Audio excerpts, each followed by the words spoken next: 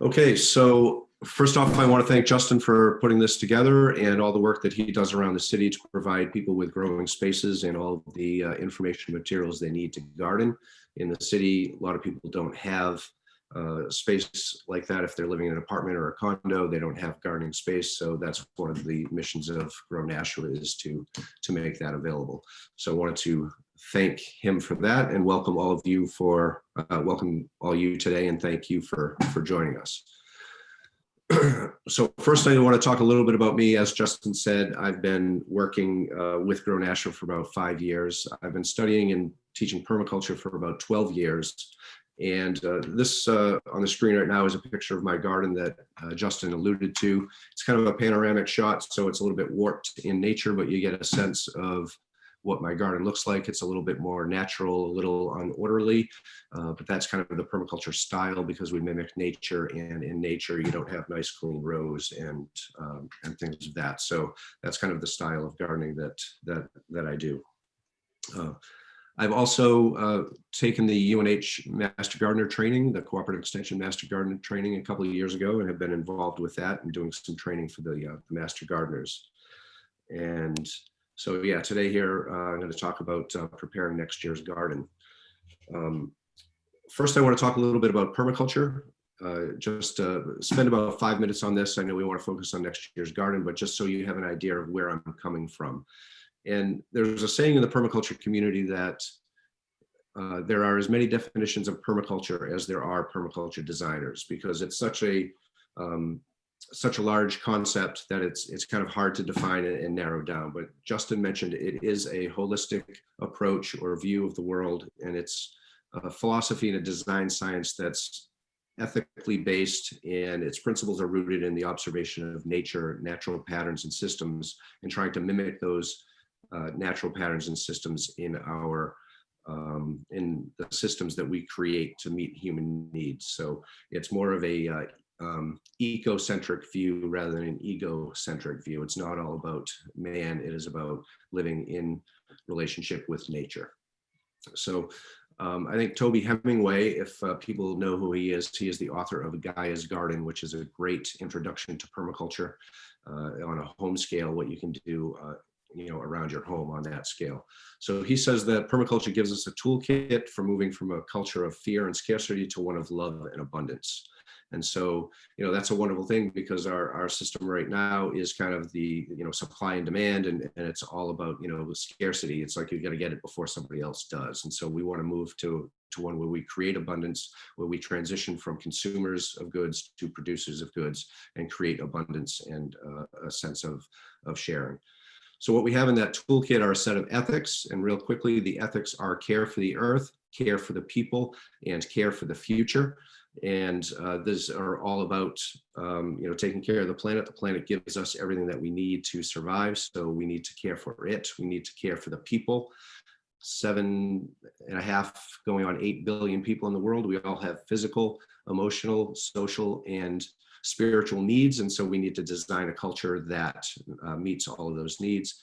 And caring for the future is about reducing our consumption, consuming our fair share, returning of surplus. If we have an abundance, we give back what we have. I mean, mimicking nature, again, we give back abundance. There are a set of principles which I won't go into. There's 12 official principles, but they are all based on observation of natural patterns and systems and how nature moves about with slow and steady solutions. It accepts feedback and it applies self-regulation. And so we kind of use all of these principles in doing our design. So permaculture also gives us a set of proven strategies, things that work in given situations, but it also provides us with a design process that if we don't have a solution already, that we can figure that out based on our local conditions, resources, and climate. So it helps us with that. So again, this is going to be really quick, but a brief history. Permaculture has been around since the 70s, when Bill Mollison and David Holmgren were in academia in Australia, and they were studying the industrial food system and wondering if it could provide food for the world's growing population. And what they found out is things that we know today, that industrial agriculture is a very destructive process. It's destroying our topsoil, it's polluting our land, it's polluting our water with runoff of synthetic fertilizers, pesticides, and herbicides. And it is a very fossil fuel intensive industry, and therefore it's also polluting our air. So they set out to find a more permanent form of agriculture, which is where the term permaculture comes from. It has since morphed into permanent culture because all of the principles and design processes can be applied to things other than gardening, but gardening is at the heart of permaculture. So this new system of permanent agriculture was based on indigenous wisdom, ancient wisdom, peoples who had lived in harmony with nature for thousands of years before the advent of cheap energy and the rise of a Western civilization. And so they studied and noticed that they had this, really intense relationship with nature. They understood it. So they studied natural systems and processes to understand how nature works in order to see how we can fit into nature rather than conquer it. And they sought to merge all of the modern technology because our industrial society has produced wonderful technologies, and there's no sense in just disregarding that and going back to living that way, but trying to merge this together to evolve and advance our civilization. Okay, as I mentioned, some of the foundations of permaculture here are looking at natural patterns. In nature, form dictates function. So if you understand a pattern and the function it serves, then when you design something, you can apply that pattern to achieve that function. So just real quickly, the picture of the tree, we have a branch pattern. The branch pattern is a collection and distribution pattern. So you have in your branches, you have all of your leaves who are absorbing sunshine and carbon dioxide and using water and nutrients from the soil to photosynthesize and produce carbohydrates. Those carbohydrates are all collected through the branches and the twigs to larger branches into the trunk, and then sent down into the root system where it's distributed to the roots, ensuring that every cell of the tree gets the energy and sugar that it needs. And vice versa, the roots are doing the same thing and collecting water and nutrients from the soil, collecting them, funneling it up to the trunk and up to the trees. So, by studying all of these patterns, we can understand what functions they achieve, and we can use those. We also look at all the cycles and the processes of nature, understanding how nature works in order to look for opportunities to intervene, to either accelerate or slow down a process. So the soil building process, it takes nature 500 to 1,000 years to produce 1 inch of soil. So right now our topsoil is being destroyed. So we want to accelerate the growth decay cycle and decomposition to create healthy soil. So that's an opportunity through various compostings and sheet mulchings and all of these ways to build soil and accelerate that process.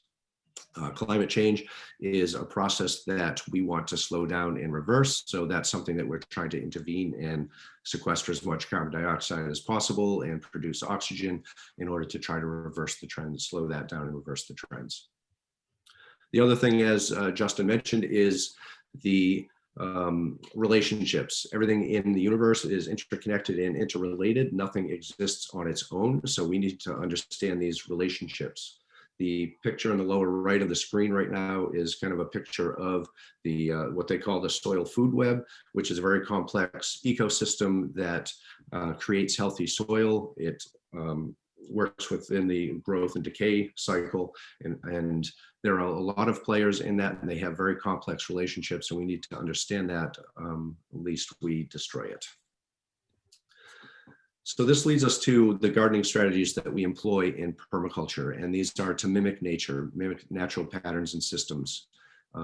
It leads us to no-till gardening. If you look at nature, you never go out and see bare soil. Soil is always covered. You never see nature turning it. There might be a disturbance event where a tree falls and is uprooted and you have some soil that is turned up, but tilling is not a natural process. What tilling does is it actually destroys soil and soil structure. Within the soil, there is a vast network of mycelium, which are single cell threads of fungi that are kind of like a super highway underground that move nutrients and water and also hormones where plants communicate with each other. So when we till that soil, we're chopping up that mycelial network and breaking down that communication and distribution system. So we want to try to leave soil in place. That said, when building a new garden and you're adding a lot of amendments and things like that, tilling a one time to integrate all those materials is certainly acceptable, but it's not an ongoing practice. You want that soil to develop and the biology in that soil to develop and maintain, its health. Another strategy that we use is planting in guilds. A guild is a system of many plants, and each plant in that guild performs one or more functions, and that makes the guild stronger. Because you go into nature, you rarely see monocultures. You might see one dominant species in an area, but you don't see a monoculture like we plant our corn and our soy and vegetables like that. So planting in a guild, you're going to have like a keystone crop. You're going to have supporting members like nitrogen fixers who will fertilize the soil. You will have dynamic accumulators, which have deep tap roots that go down and mine minerals, pull them up to the surface. And when the leaves fall, then those minerals are at the surface and allow other plants to access those minerals. You'll have pest suppressors that emit hormones that keep pests away. You'll have plants that draw beneficial insects. You'll have windbreaks and trellises and things of that nature. So planting in guilds in communities is one of the strategies that we use. So permaculture also gives us a design process, and real quickly, I'll talk about this. It basically boils down to what we call the VAST model, which is visioning, assessment, strategy, and timeline. And so we start our design process with a vision. So if we're talking about a new garden, it's like, what's our garden look like? What do we want to grow? What do we want to do in the garden? And we come up with our vision. And then we move on to the assessment, where we assess our property and we look for the microclimates, we look for the sun, we look for the wind, the water, and we understand the landscape in which we're going to be gardening. Then we determine the strategies that we're going to use to achieve our vision, right? We look at where we want to go, we look at where we are, and then the strategies are how do we get there. After the strategies, we move on to our timeline, and timeline is like, okay, what do we need to do first? In what order? Can we phase this out over a number of years? And we also look at budget and resources in that timeline.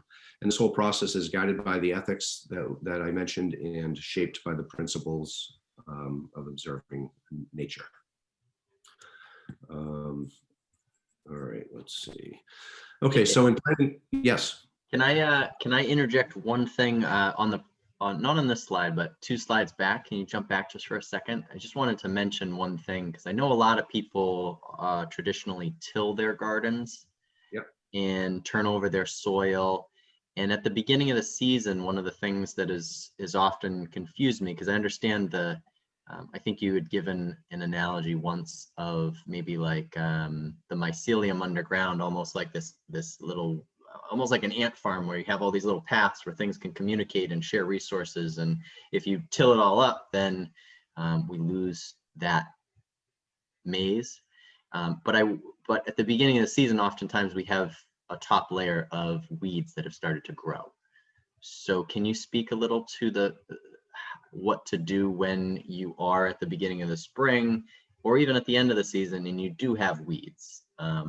What do you mean by no till? Do we not touch those weeds? Great question. Well, there's a couple of things. First, a preventative measure is when you're putting your garden to bed to lay on a thick layer of mulch to prevent things from growing. If there are weeds before you mulch that, sometimes I will pull the weeds up. Pulling up a weed is not tilling. Tilling is actually digging down and flipping soil upside down. Okay. I do kind of what I call a low till or low tilling, where I might scratch the first couple of inches of the soil, but I'm not going to dig down and flip a foot of it over, because if I do that, like you said, I destroy that mycelial network and prevent those nutrients and materials from traveling. And I also will take biology that is very happy 1 foot down, and I'll put it up on top and expose it to sunlight and elements where that biology will die. And the biology that likes to live on the top and has the access to the sun and the the air, I bury that, and then that dies also. So I'm killing all of the life in the soil, because soil is a living being. It's a collection of living beings. There's very little in soil that is not alive. You do have the humus and things of that nature, and the minerals, but it is basically all biology. So in the spring, again, if you have weeds that might have popped up before you planted, one thing that you can do as soon as the soil is workable, if you're not going to work an area, is to sow a cover crop. And what I do in that situation is I pull back the blanket of mulch I put down for over the winter. I'll sow my cover crop, and I'll lightly mulch over the cover crop to reduce weeds, but also to keep that soil protected while allowing the cover crop to grow. So those are a couple of things that I do. Thanks for the clarification on that. And I have a nice link that I'll share in the resource folder on cover crops, the different ones that you can purchase. Because when I was first figuring out how to cover crop, and that phrase was new to me, I didn't know which seeds to buy and which times to put them down. But High Mowing is a seed company, is an organic seed company, and they do a nice job explaining when to put down seeds and what their value is, and they kind of make that easy for you. So I'll add that to the resource folder for the group. Fantastic, thank you. Okay, I think this is where I was here. So just looking at kind of applying the design process to planting a garden, kind of use more layman terms. You're envisioning again what you want to accomplish. Are you putting in a new garden? Do you have an existing garden that you want to just improve, or you want to expand? If you have a new garden, using one of the principles of permaculture, slow and small solutions, you should start small. Don't make a garden that is bigger than you can handle. Start small, make sure that you know what you're doing. You can learn from some mistakes, and then the following year make it a little bit bigger and expand like that. But sometimes one of the mistakes new gardeners make is I want to put in a garden, they put in this huge garden, and then they're overwhelmed by it and they lose interest and give up on gardening. So I recommend starting small and building, and you can even build mid-season. Like you can start putting a bed in this fall that's ready to plant in the spring, and then in the spring you put in another bed that you can plant during the summertime for the warm season crops, things like that. So this doesn't have to be done in one shot. It is an evolutionary process, and start small and expand from there. So after you kind of have an idea of what you want to do, you move on to your assessing, and that's looking at your all of your resources, looking at your land, where you might be able to plant, and this helps to inform what type of garden you want to install. And I'll talk a little bit about garden types shortly, and where you're going to put your garden, what's the location. And then we get into strategies. It's like, okay, I know what I want to do and I know where I want to do it, but how do I do it? And that's what strategies come in. So you're like, what am I going to do about soil? What am I going to do about water? How am I going to deal with fertility? What am I going to do about pests and disease, things of that nature? So having an idea of these strategies is very helpful. And then moving on to your timeline, and that's planning out your garden. Again, the what you're going to plant, where you're going to plant it, when you're going to plant it, and how you're going to care for it. So we'll get into all of these through the presentation. So let's kind of just look at visioning. So, some of the things that you want to do in your garden, grow some food, grow medicine, grow your herbs, grow pollinators, all of these things that you can grow in your garden. And, maybe you want to make a little meditation space or a little sit spot, a place to get some solace where you can sit out in your garden and be surrounded by nature, do a little nature bathing to help deal with some of the anxieties that we face in society, especially now given COVID and all that we're facing. Part of this, as I mentioned earlier, is transitioning from a consumer to a producer. We have become very much a consumer-based society, and this kind of gets us back into producing goods and working with nature to harness the energy and the resources of nature to produce some of the goods that we need. And also our ecosystems are very much under attack from not just from industrial agriculture, but through urban sprawl and expansion, and things like that. So gardening is a great opportunity to regenerate ecosystems as well. So I mentioned, the anxieties that we face, like right now with COVID. We noticed early on in COVID, there were some disruptions to supply chains and some goods were not available and stuff. So growing your own food is a good step towards food security, where you're supplying yourself with some of the basic needs that you and your family have. So that can give you a sense of purpose, and I don't know, it feels good to go out into your garden and harvest things that help to sustain you. So producing more food security especially in the urban environment. Gardening is great for the immune system. Again, in the COVID environment, we're all concerned with our health. There have been studies that show that working in soil and the biology and the bacteria and all of the elements that are in soil, that they actually, I'm not sure the phrase I'm looking for here, but they improve our own immune system, because basically the first line of our defense is our skin. It covers our body and keeps out harmful pathogens, and we have much bacteria that is on our skin, and a lot of people use antibacterial soaps, a lot of washing, things like that. So by working in soil, you're replacing all of that biome that's on your skin and help your immune support. Associated with that, as you get out in the garden, it's great exercise. You're breathing fresh air and sunshine, increasing your vitamin D. And as I mentioned, it can be a place of solace to be in nature, surrounded by the natural world. Okay, so in a vision here, so there's a couple of things. You have your new garden you want to put in for the first time, whether you're doing an existing garden or whether you're going to leave your garden about the same size, but what worked, what didn't work, what needs improvement. You can look at all of these things, and this is a great time of year, the fall and the winter, to revisit all of these things, these visionings, to plan and be ready for next growing season. So talking about different garden types. So if you have a home and you have a yard, then you have more choices than people who live in a condo or an apartment in the city. So you can do in-ground garden beds, or you can do raised beds. That's going to be up to you. Raised beds offer some benefits in that they're easier on the back, and they just make it a little bit easier to work in. But there are some differences in between in-ground and raised beds in the soil that you use and things like that. But we'll talk a little bit more about that later on. So there are container or patio gardens that you can grow. You can grow a lot of food in containers. So you can see a couple of images here that, these are pretty robust gardens in spaces that people don't have land, but they're using whatever space is available. That being said, we have a lot of space on rooftops that is not being utilized. And these are a couple of great pictures. The top one is from Egypt.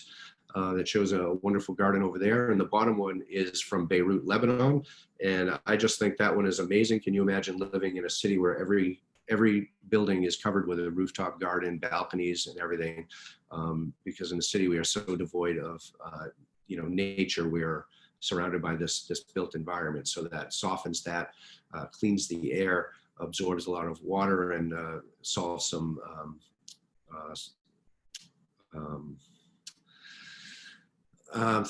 sorry, I'm blanking on the phrase, stormwater runoff. So when we have a lot of heavy rains in the city, you get a lot of flooding where you have water going to the sewer systems, and they overwhelm sewage treatment plants, and those can flood out. So by putting off rooftop gardens and things like that, you can absorb that water and keep it out of those systems, as well as producing some food, medicine, and likewise. So one of the things also to I think I learned in working in this world here of food and urban growing is the fact that we continue to pave, and I think that runs into exactly what you're talking about. Is we keep putting up buildings and paving things, and the water system the natural water system is being disrupted by that. Absolutely, because the groundwater is not getting replenished. Things are going right, skipping the groundwater and going right to bodies of water. Yeah. So sometimes just bringing attention to things is important, and it's a lot of what we're doing in the city. It connects to a much bigger picture. Sometimes it can seem small, and it can seem like it's it's a little bit here and a little bit there, but all these little things add up, and they kind of counteract some of the other things that are happening that we don't really think about. We're paved crazy, and then all of a sudden it's like, whoa, there's no place for the water to get back to the soil to then work back into the system to get back up to the clouds to come back down. Right. So this type of strategy is exciting to see that places are doing it, and we'd love to kind of keep the momentum going in Nashua and bring kind of break the ice and bring some of this here as well. Mm-hmm. Absolutely. So if none of those options work, there is the option of community gardens, and that's one of the things that Grow Nashua does. As Justin mentioned early on, we have 5 or 6 4 community gardens around the city, a couple of school gardens. So you can reach out to Justin if you don't have a place to grow, and perhaps get into one of our gardens. But that's another option. The last one that I'm going to talk about is hydroponics or aquaponics, and this is growing plants without soil. And hydroponics is essentially, I see Sarah Ward is on the phone. She runs Oasis Spring Farms, and that's a hydroponic operation. They grow greens in the city here year round, and it's just a wonderful thing to do. You can grow outside or inside with hydroponics, and you're using typically you don't have a need for pesticides with hydroponics. You do need to have the synthetic fertilizers, but it's a great way to, another option for gardening. So aquaponics is essentially hydroponics, but what you do is you add fish to the reservoir that you're getting your water from, and through feeding the fish and the fish digesting, they fertilize the water, and that natural fertilizer, is fed to the plants, which clean the water, and then it returns back to the reservoir. So the fish receive clean water while producing fertilizer for the plants. So it's a kind of a nice little closed loop system. All right, so moving on from vision, after you've kind of decided what you want to do, then you go into assessment. And what we have here on the screen now is a view of my property from, I think it's about 2000, maybe 2001, because my first garden bed is in there, but nothing else. And so as a permaculture designer, we use this. We create a base map, and then we do all our assessing on that. And I'll show you some images there. But this will give you some guidance to assessing your own property, what you need to look for and look at. So we want to look at the soil, the water, not just what kind of water is on the property, but how water flows on your property when it rains, where you're going to get water for your garden.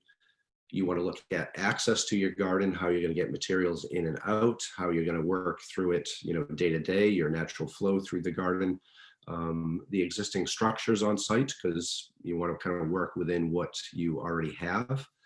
And then you want to look at sectors, which is a term we use in permaculture for energies. So you're going to look at the sun sector, where you're getting all of your sun, the wind sector, how is the air moving through your site? Because some plants don't appreciate wind. They actually struggle to grow in there, and it can affect the productivity of a plant. If it's spending all of its energy trying to stabilize itself against the wind, then it doesn't have enough to go into producing fruits. So we'll talk a little bit more about the different energies as we go through the assessment. And then zones.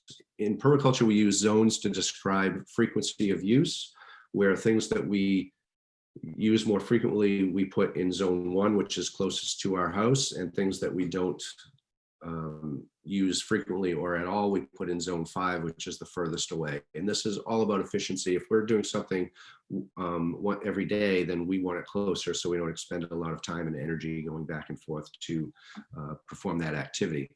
And an example of that is in our society, the average, on average, food travels 1,500 miles to get to our plate. Unless you're on a hyper-local diet. So if you think about that, we eat, 2, 3, maybe 4 times a day. We're traveling 1,500 miles or so, that many times a day. That's very inefficient. So the more that we can grow closer to home, the more efficient we can be, the less fossil fuels we can use, better all around. Okay, so this is a little picture of my base map, and this is looking at the sun sector. And so as we're looking at these, we want to find our microclimates, because different plants prefer different microclimates. Some prefer more moist soil, some prefer drier soil, more sun, less sun, partial shade, things of that nature. So we want to kind of understand what we have. So looking at this drawing, we have the green represents full shade all around the trees on the north side of the house. The orange is partial sun, and the yellow is full sun. And so that's kind of the assessing that I have done. And it helps you to identify, plants that need the full sun, where to put those beds. One thing I want to note, like, everybody knows the sun has a different arc in the sky as the days grow longer and shorter.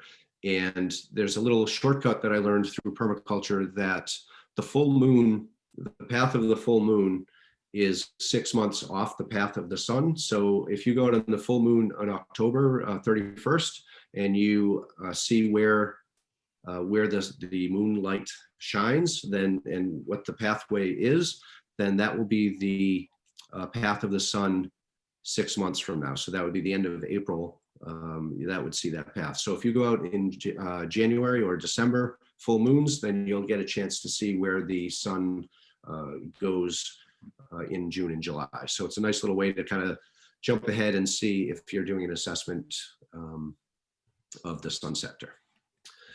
All right, and so this next drawing shows the wind and the water. The red arrows represent the wind.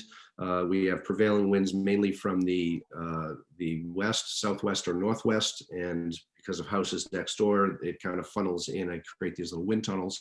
And then we also have our storm winds in the winter, that the nor'easters that come on down. So that represents where the wind is. And if I have sensitive plants, I might want to put wind breaks up, either through plants or fences or other structures to mitigate that wind. Which reminded me that any sector that any energy that falls onto your property, you have a choice to either capture and store that energy, which is what we're doing when we grow food. We're capturing the energy of the sun in the food in the form of calories, and then we eat that and we get that energy.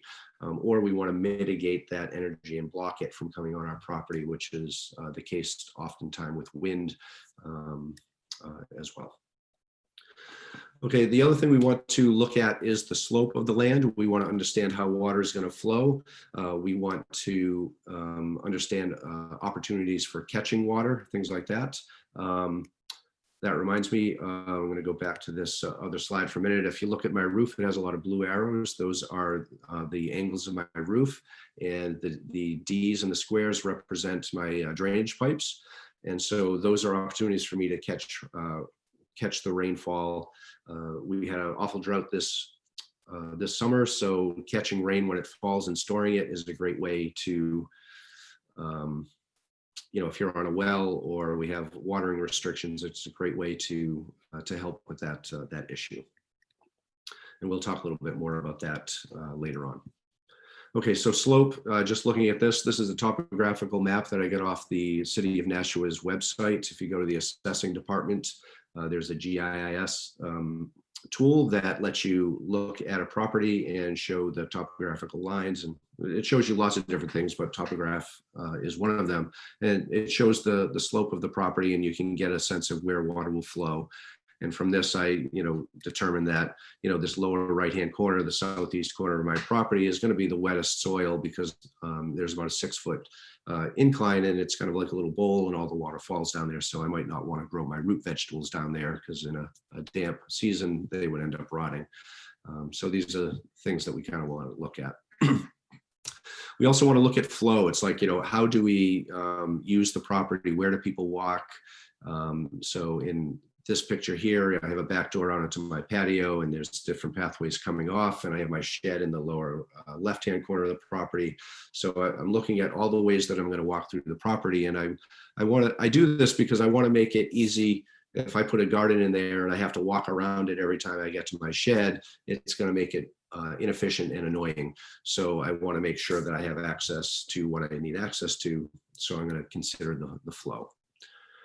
And the last thing are the wild energies. And these are things like noise, pollution, wild animals, anything like that, that you understand how they flow across your property. So on the top of my property in the north edge, that's the main street in which I live. And that dark bar across there represents the snow pile. So in the wintertime, the snow plows come, and that's where the snow goes. I'm not going to want to put any kind of garden there because of the number one things would get crushed, the salt and the pollutants from the road, wouldn't want that anywhere near that. I also have these sight lines for neighbors' porches and patios. So I, use plants to grow there and block out that sight line. So I have my privacy, they have theirs, and, maybe deal with some of the noise coming from neighbors as well. So that's kind of the assessment piece where we kind of look at all of those different things when we're kind of deciding, where we can put our garden. So for the strategies, I want to talk about three main topics today. I want to talk about soil, I want to talk about water management, and then I want to talk about the planting or growing strategies. So first of all, if you are putting in a new garden next year and are hoping to build it this year, get ready for spring, the first thing you want to do is, if you're going to do an in-ground garden, is to get your soil tested.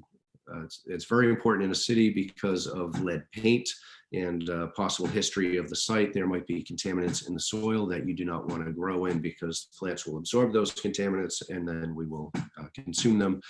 So you can get your soil tested. UNH Cooperative Extension has soil test services. I think it's $20 for per sample for a basic test. If you want a full heavy metal profile, then I think it's a $70 fee. In the resources that I sent out in the wrapping up this year's garden, I put links in for the soil test information from UNH and possibly from University of Maine. So those two are wonderful resources for that. Sorry, one other thing, the soil test also tells you the profile, the nutritional profile of your soil and what you might want to add. So that's other good information you get from that test. So an option when you have a new garden is to buy soil. So you can get a super soil, which is a combination of loam and compost, or straight compost deliveries from a number of local nurseries or landscape supply shops. That is a good way to get lots of soil. One thing to keep in mind is that any soil that you purchased was harvested from somewhere else. So just something to keep in mind, the impact of that purchase. But sometimes you need to jumpstart your garden, and that's what you have to do. You'll notice in the lower left-hand corner, there is a picture of a wheelbarrow with three things in it: the vermiculite, compost, and peat moss. This is something that you're going to want to do if you're in a raised bed or container garden, rather than just using straight soil, because the soil will get compacted in those containers or raised beds, and the vermiculite and the moss help to add organic matter, and the peat moss is the organic matter. Vermiculite is a puffed mineral that prevents decompaction in the soil and allows space for roots to grow, and it also helps to retain moisture.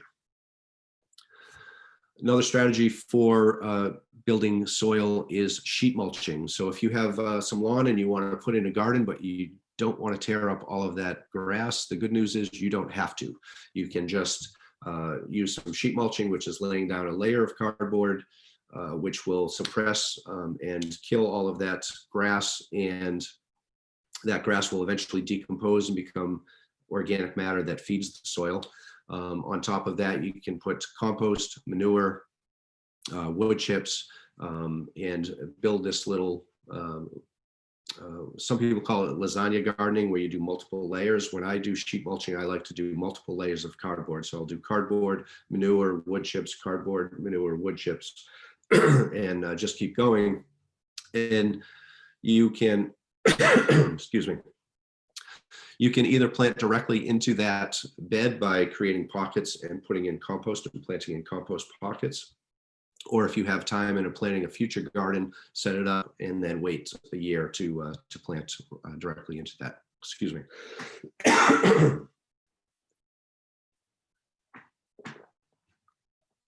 So another strategy for soil is something called Hugo Culture, which comes from Biodynamic Gardening. Rudolf Steiner developed this style back in Germany in the 1800s, I believe.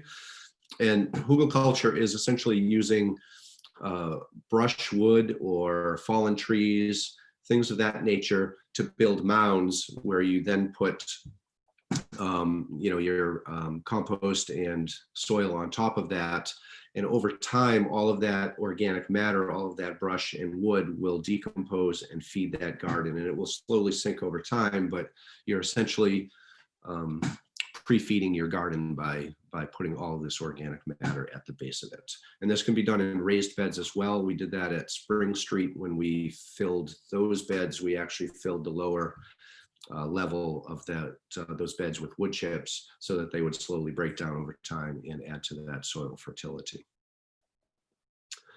Okay, so if you have an existing garden and you're looking at next year, some things that you want to do right now in the fall, now is a really good time to do a soil test. As I mentioned, in this case, for an existing garden, you've probably already ruled out all your heavy metals, but the soil test will give you the nutritional profile of your soil and tell you what amendments you need to add.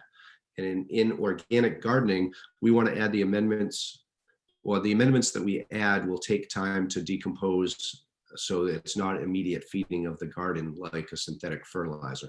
So fall is a great time to put in all of these amendments, things like compost, bone blood meal, alfalfa meal, all of these seashells, things that will add minerals back to your soil. And over the winter time, they'll have some time to slowly break down and integrate into the soil so that come spring, they are more readily available for your plants.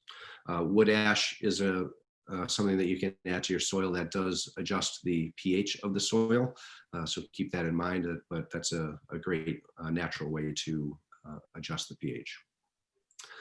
And then the other thing you want to do in the fall, as I mentioned earlier, is when I put my gardens to bed, I like to put a thick layer of mulch to protect all of that biology and suppress any weeds. So I take all of my leaves and I actually get bags of leaves from my neighbors, and I have a bucket mulcher, much like the one, exactly like the one pictured here, that I just put over a bucket. I mulch all of my leaves and then I spread them over my garden and create a nice, 2-inch or so layer of mulch to protect that soil.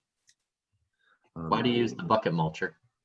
A great question. The bucket mulcher, if I put the leaves directly on my garden, then they would not break down very quickly. And in fact, they would mat on top of each other and they would create anaerobic decomposition. We want aerobic decomposition, which is including oxygen.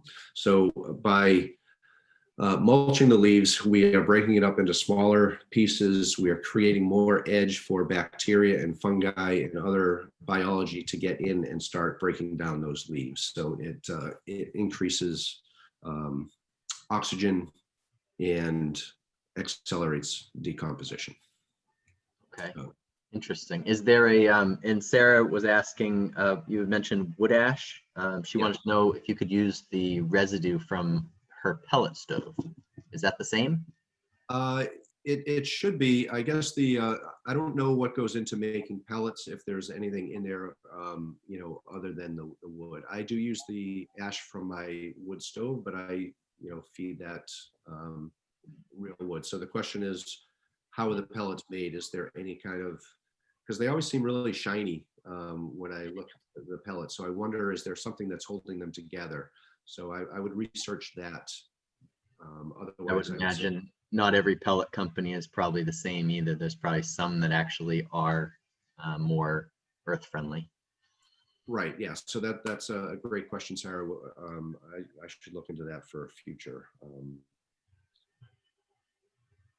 But that's the only concern I would have with pellets. Otherwise, I would say absolutely. Okay, moving on into watering. There are a number of different types of irrigation, and there are benefits and drawbacks to them. So let's kind of walk through. The first one is hand watering, and that's either with a watering can or a hose and a wand.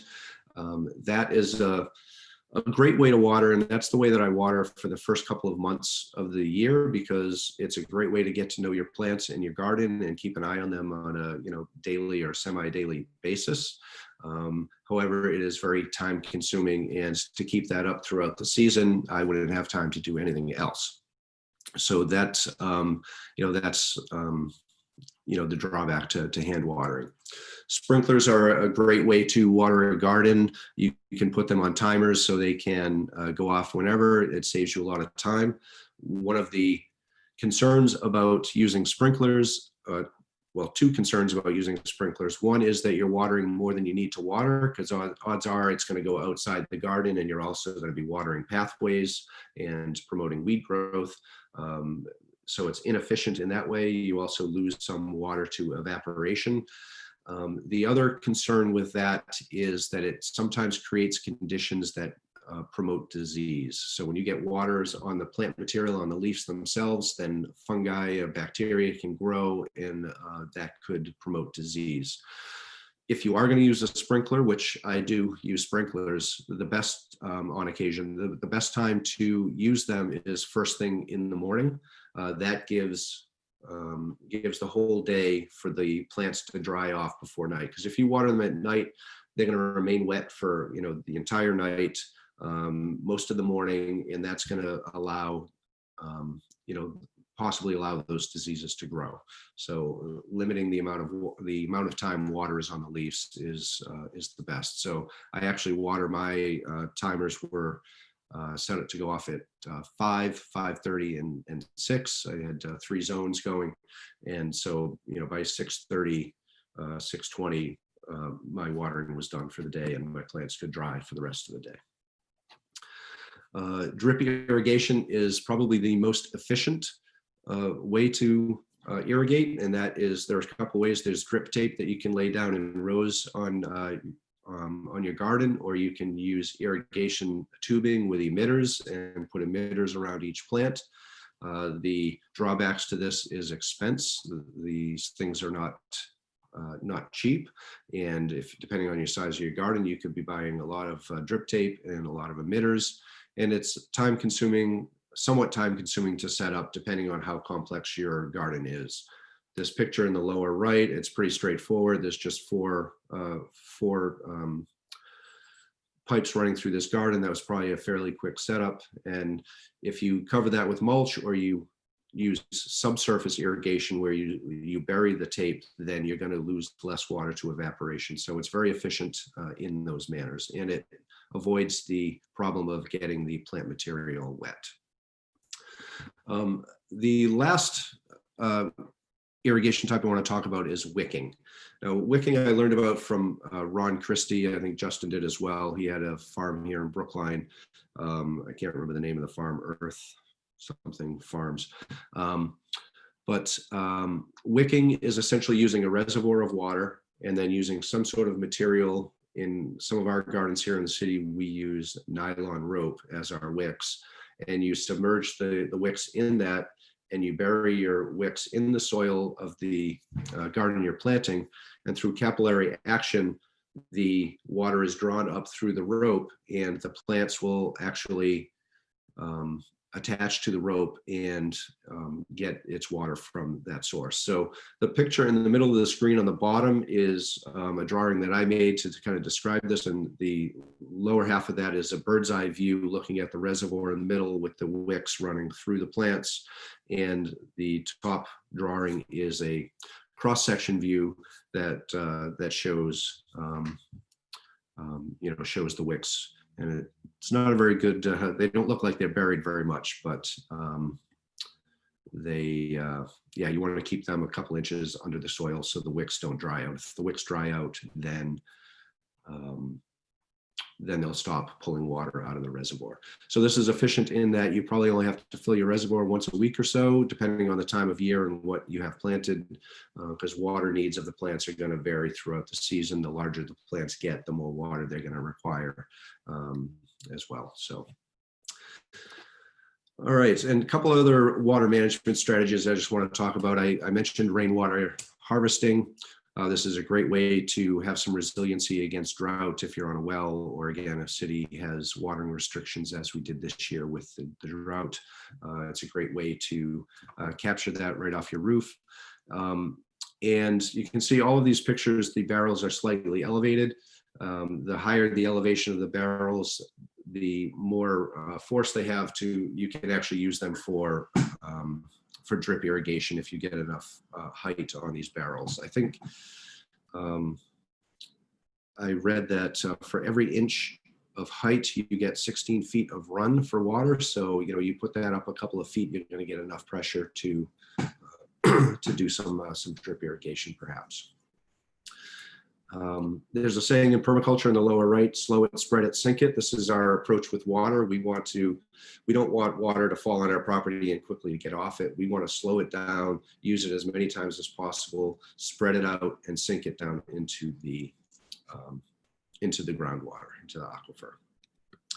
So Greywater is another strategy. And this is using household water that has already been used once for irrigation of crops. This is not recommended for vegetables and things. It's great for fruit trees or for pollinator gardens or things that you're not going to eat. But things like coming from your washing machine, from your kitchen sink, or your shower, things you have to. It's kind of a. I don't want to get into all the details because this could be, a half-hour conversation on itself, but it's a great way to reuse water that still has some life in it. You need to use biodegradable non-surfactant soaps and have a switch that if you are going to use a soap that you don't want in your garden, that you can send that back to the sewer system or septic tank. So just introducing the concept, and you can research that a little bit more or reach out to me and I can point you in some directions for more information about Greywater. Okay, so planting. While you're looking at the screen, I just got a low battery warning. I failed to plug in my laptop, so give me 1 minute. I'm going to grab my charger and be right back.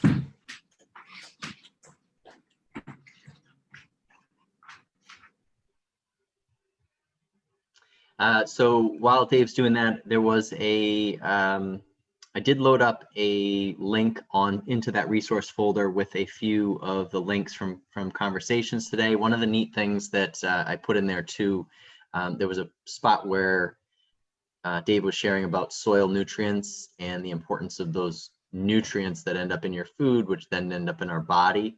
And there's actually a doctor that wrote a book about that and the effects on people's health.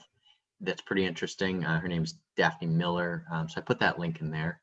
At this point too, if people have any questions or any topics that they want to make sure that we touch on, I know that we have a couple, looking at the slide list here, it looks like we have, we're going to talk about planting, we're going to talk about garden planning, some of the succession planting that you can do to get a couple harvests out of your garden each year just through planning.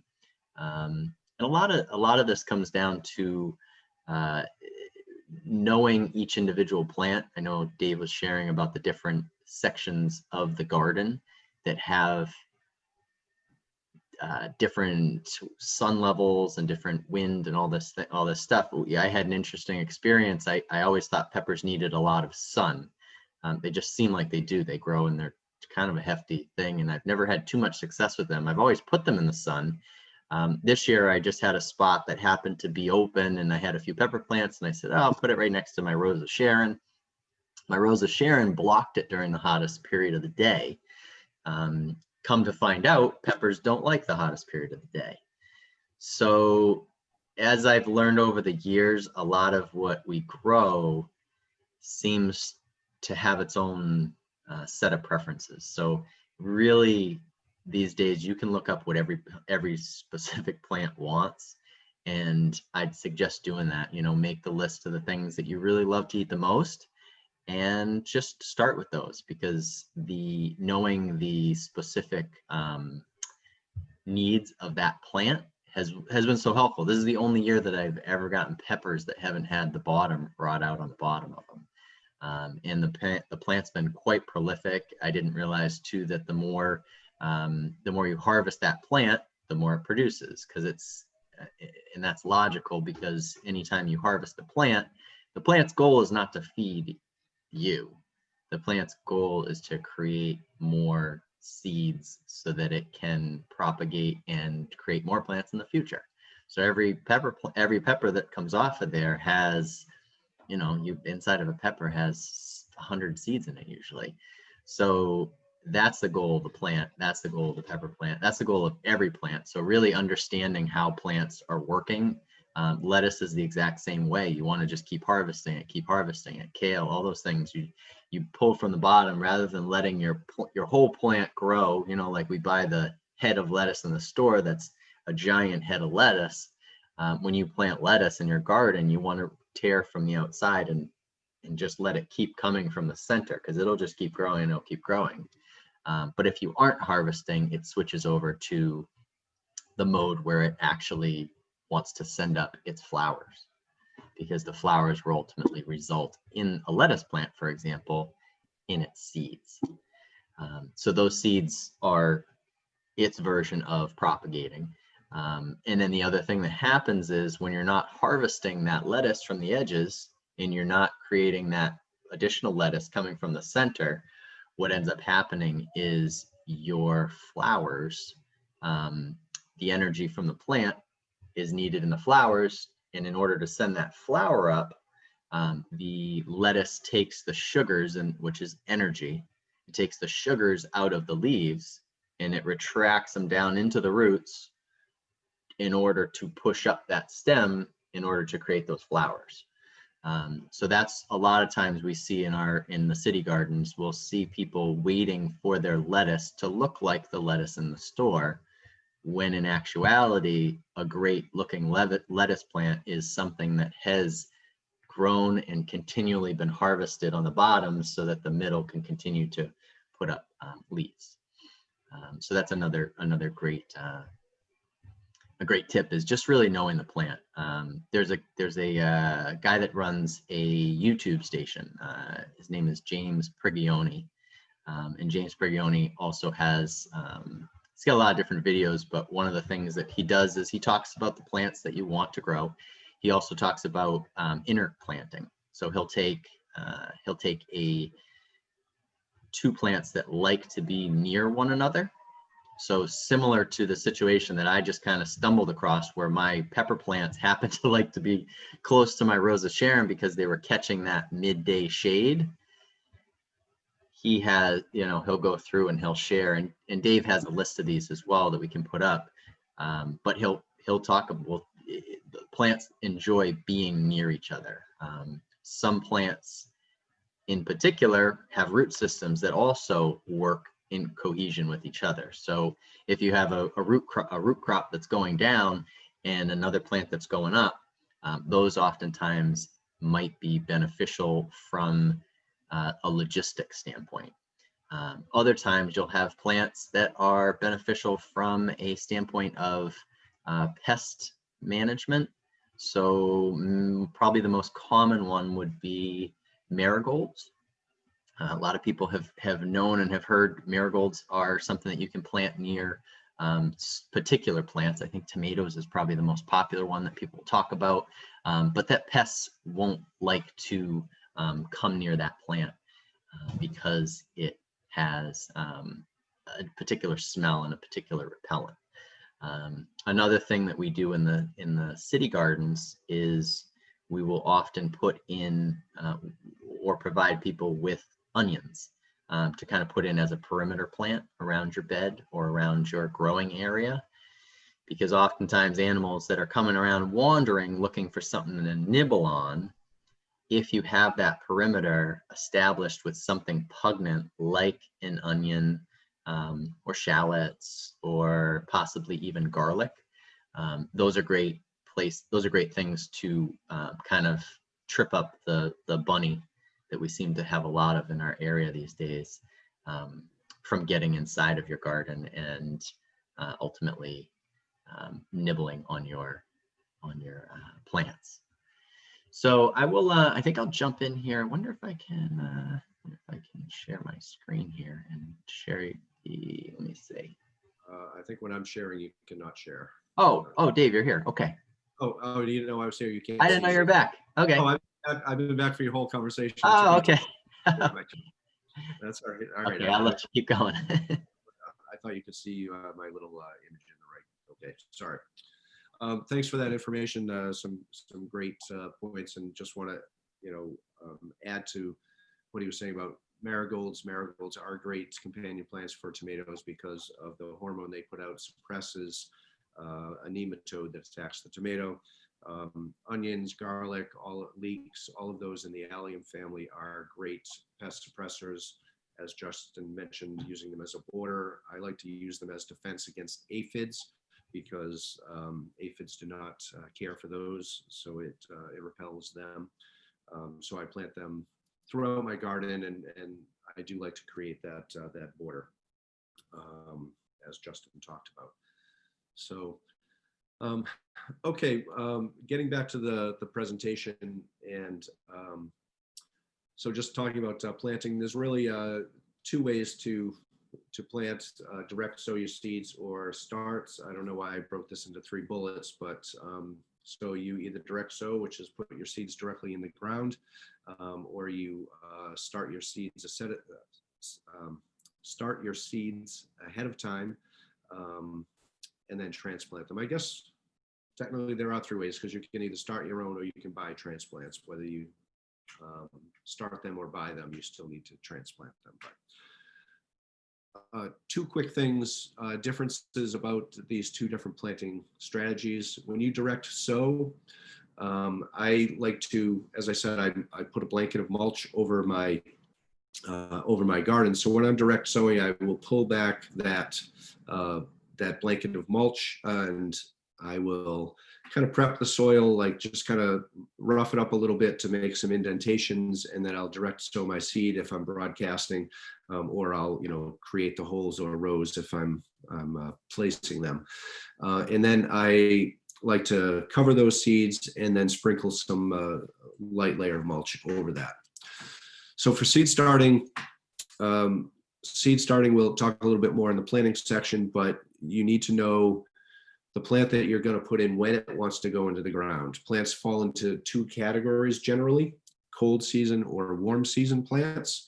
And cold season can go in essentially once the soil is workable, and warm season usually like to go in after the danger of the last frost.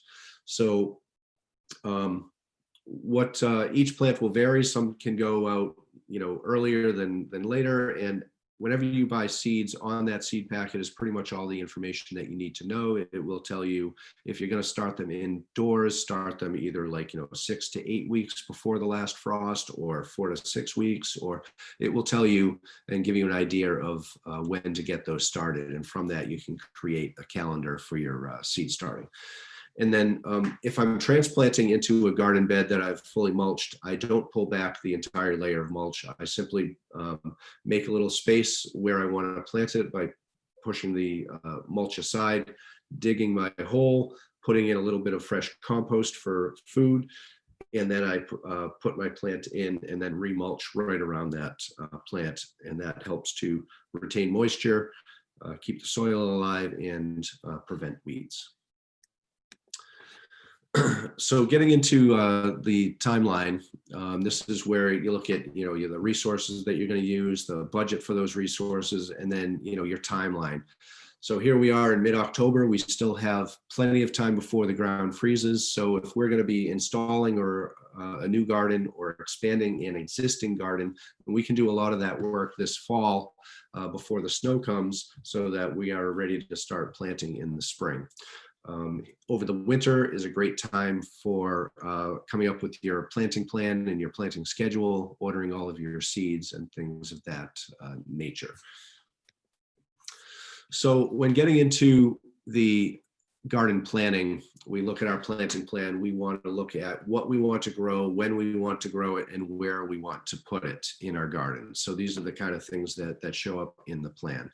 So we'll kind of work through these, one by one here. So as Justin said, get to know the plants that you're going to plant. Every plant has different needs. Every plant, has a different time frame that it's going to go in. So what I've provided here is just a little example of my plant list that I had laying around with some common plants, some beans and beets and broccoli, carrots, some cabbages and kales, peppers, tomatoes, things of that nature. And it gives you an idea. I break it down into whether it's a warm season crop, whether it's a cool season, whether I'm going to start it indoors or direct sow. And if so, when am I going to do that? And then there's planting information. How deep do I plant the seed? How far apart do I space those seeds? And then, plant spacing. So oftentimes when you're direct sowing, you're going to sow more seeds than you're going to eventually allow to grow, but you want to ensure that you have enough plants. So after they sprout, after a little while, you're going to thin out to the proper plant spacing, or when transplanting, you're going to transplant with that spacing. And then also germination time, when you expect those seeds to germinate. This is important because, if you're planting some older seeds, they could still be good, but your germination rate might be low. So you get an idea of when you should expect to see them. If they don't pop up, then something went wrong and you might want to try to replant or resow. So it's a good idea to have them to know how long it's going to take for them to germinate. I did learn a trick from Ron Christie about comparing or checking your seed germination, your seed viability. If you take a few seeds and you put them in a moist paper towel and put them in a plastic bag, you don't want to zip up the bag, but just keep it open so there's airflow, but the plastic bag will help keep the paper towel moist. Then you can check that paper towel in a number of days and see how many of those seeds started to germinate. And that's a good way to test the viability of your seeds. If you have plenty of seeds, that's something that you could do in the winter just to check the viability. And if they're no good, you still have time to order more seeds. So planting schedule, this is, kind of based on the plant list, like when you need to start seeds or when you need to plant them, but you come up with your planting schedule.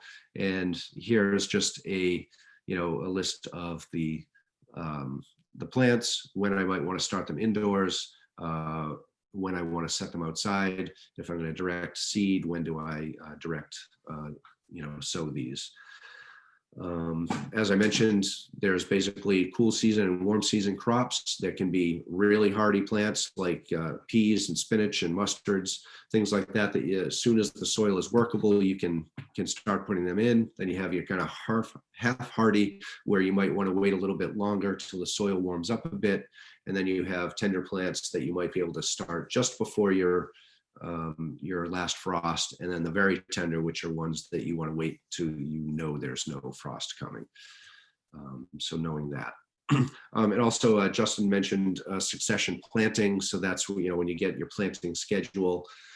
Succession planting is essentially taking beans, for instance, when you're ready to plant your beans. You put them in the ground, and then 2 weeks later you plant another section of beans or another row, and then 2 weeks after that you'll plant another, and that way you will spread out your harvest. They won't all be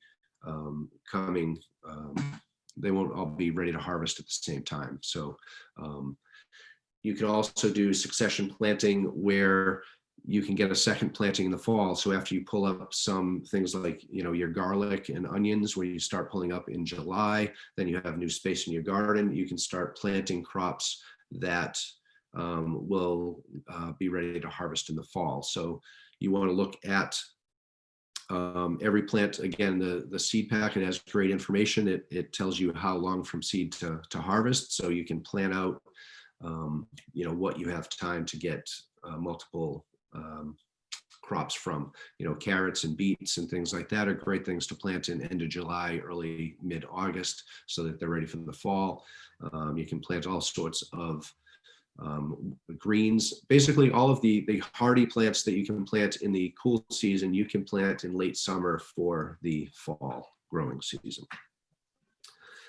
And then, along with the layout of where you want to plant things, you want to build in a bit of crop rotation into your garden. And the reasons that we want to do this are twofold. One is because plants have different nutritional needs, so they're going to pull out different nutrients from the soil. So if you try to keep planting that back in the same spot every year, it's not going to get the same nutrients. So you need to give the soil a break from that plant, put something else there so that it can recover.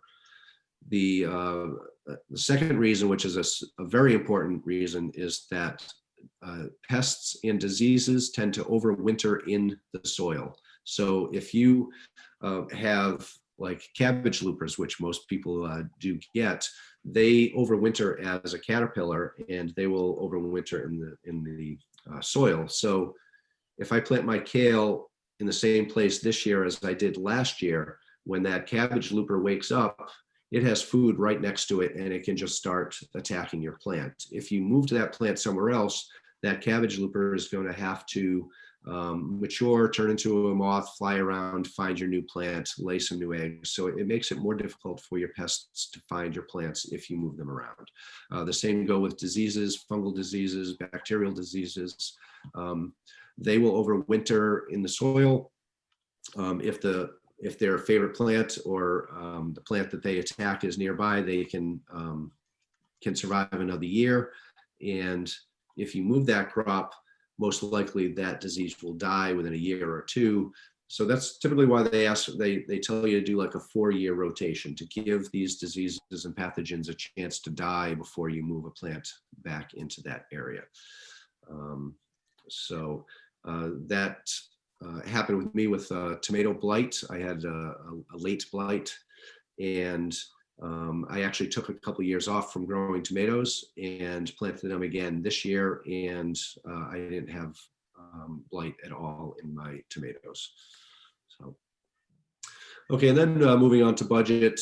This is just a little snippet of a budget from one of the projects Justin and I did, just to show an example of things that ways that you can organize your budget. But you want to look at, what you're trying to build. What is the element that you're working on? Is it a raised bed? What kind of materials are you going to need for that?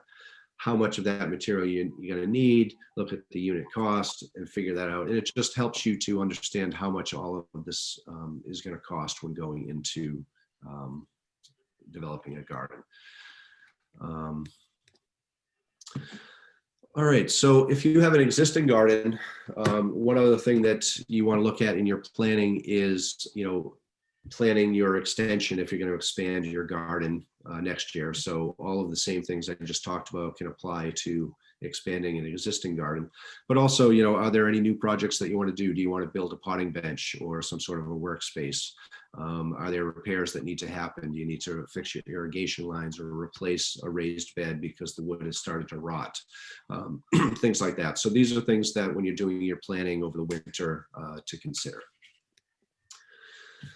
All right, so moving on to winter activities. So, there's only so much you can do before the snow falls and it gets cold, and then you're driven indoors.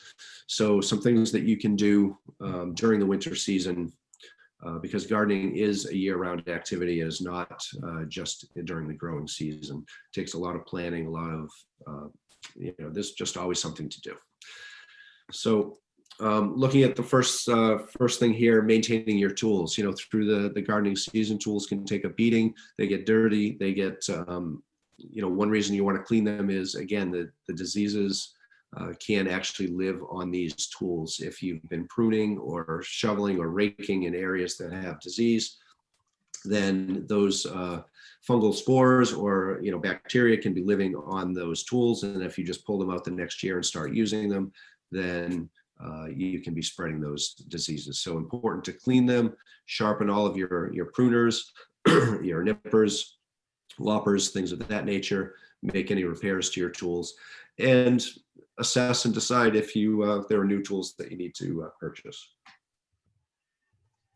And I'll put a quick link in the resource folder, because I know that I oftentimes look at my pruners and think, oh, I should oil these and sharpen these. And then I say, well, I'm in my shed and I have nothing to do that with. So I will put in a link that has a little sanding bar and also a little oil that you can order. Nice. That's simple and easy. Fantastic. So the other thing we can do in the winter is increase our knowledge, right? It's a good time to read up. If you had a bunch of diseases or pests this past year, then you can, investigate those and learn how to prevent them in the coming years. You can learn about insects, because there are beneficial insects and there are harmful insects. We want to know our good bugs and our bad bugs. Learn a little bit more about permaculture. I mentioned Gaia's Garden from Toby Hemingway, and that's a great read.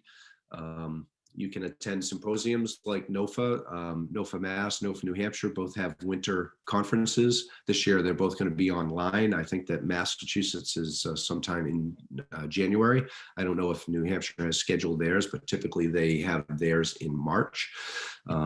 So those are great opportunities to, again, network and increase your knowledge. Attend other classes or workshops, things of that nature. Purchasing your seeds. Great time to do research.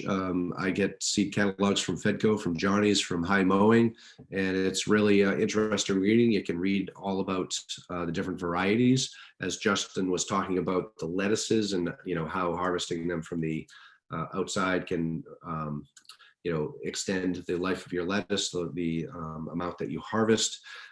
It depends on the type of lettuce you're growing, right? Some want to head and don't want to be picked, and some to be. So, reading up about the different varieties of the different types of crops can be very helpful. So these are 3 seed companies that I use and I can recommend. Fedco Seeds out of Maine, the organic cooperative that produces high quality seeds, as does Johnny's Select Seeds and High Mowing. I like this image here because one thing that we have seen over the years is the number of varieties that we have has been decreasing as our industrial food system decided that certain produce sells better than others. They gravitated towards the pretty crops, or for whatever reason, the ones they selected. And so we have many fewer choices than we had a century ago. So I just find that really interesting, and I'm always searching for heirloom varieties and want to grow those. And I do save my seeds as best I can. I'm not an advanced seed saver, but there's seed saving 101 and 201 that the simple seeds to save that I do. So it's another activity that as a gardener you can pursue, and that will increase local food security, because you will start to, over time, create local varieties that have adapted to your climate or your microclimate in your specific conditions. So I think seed saving is a wonderful activity to pursue.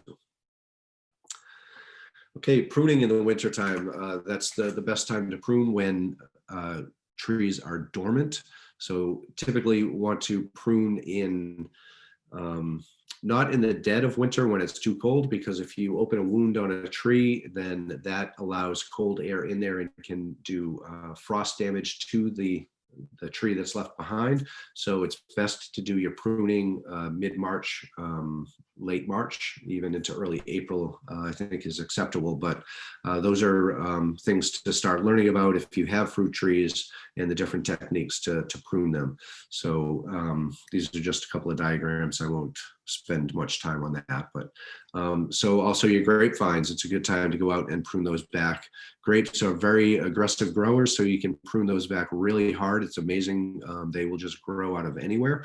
So there are different techniques and styles.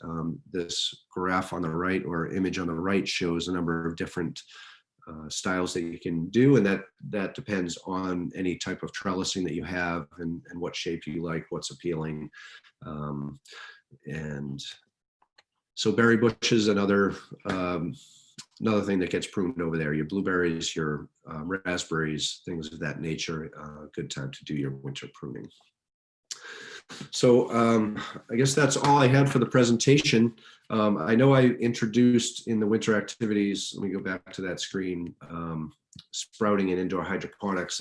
I didn't think we'd have time to get into too much detail about that, but these are great ways that you can still garden indoors during the winter.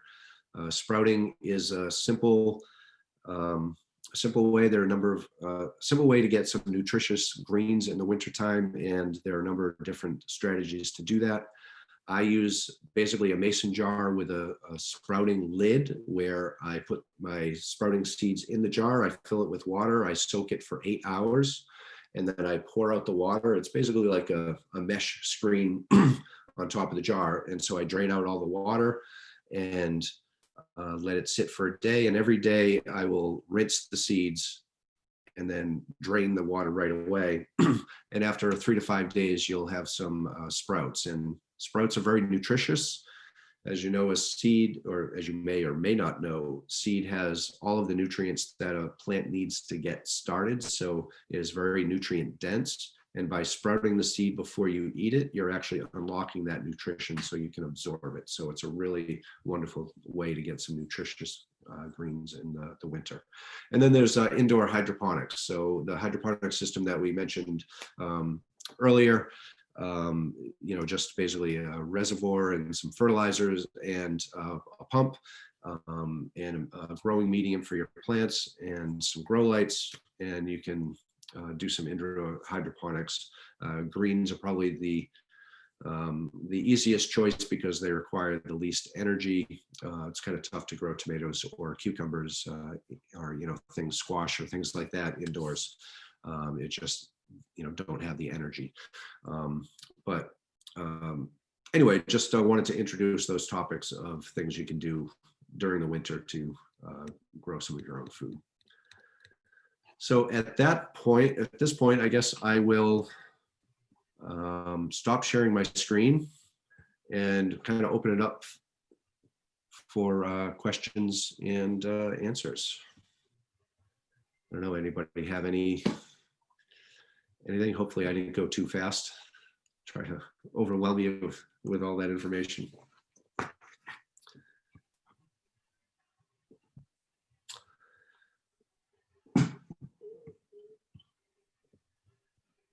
All right. One of the other things that I always like to do too, you mentioned the sprouting, which is something that you can do and grow now. I posted in the link there. Garlic is something that can go into the ground right now as well. Garlic is a fun plant to plant because it's super easy.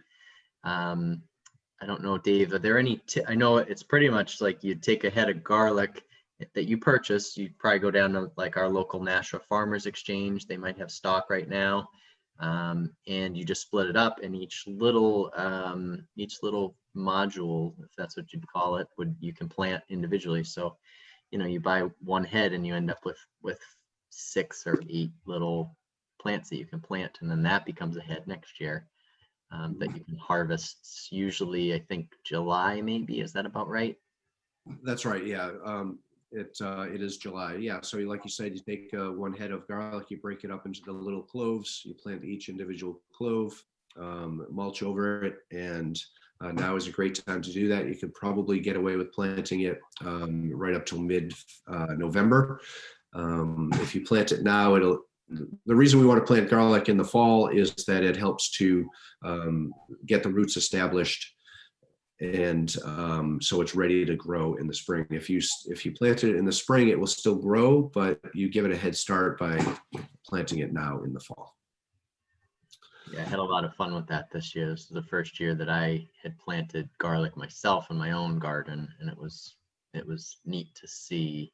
And the garlic scapes were an unexpected treat. It actually puts out a little curl at the top that you can trim and eat prior to harvesting the actual garlic bulb, which is quite tasty to throw into sautés, and it's got a milder flavor, but it was great to be able to trim those and have something fresh.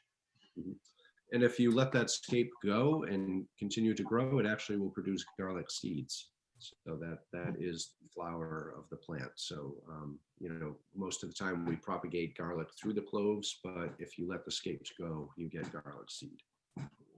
What do you do with the seed? You can plant that right in the garden?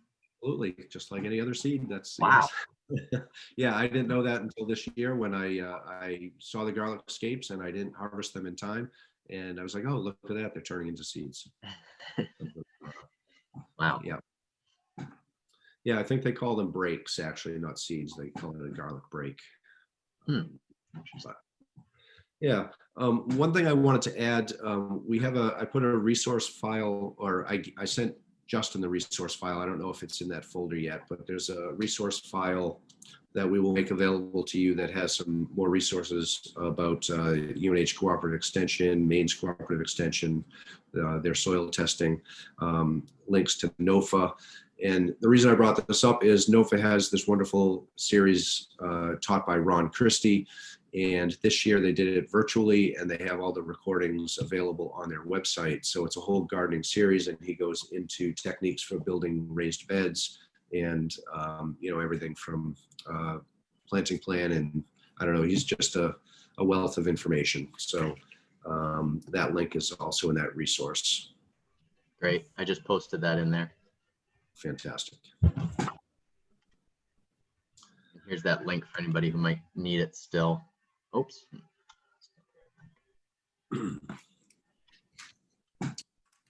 Right. Cool. I don't know if there are any other questions. Be happy to answer those. I'm trying to think if there's anything that I missed. Justin, anything that I blew past or things I didn't get to? I think you covered a lot of ground today, which was great. Thank you for putting this all together so that we could learn. Absolutely. And anytime people have questions, the contact info is inside of that links folder as well. Also put a copy of the presentation in there, as well as the PDF that Dave had just shared.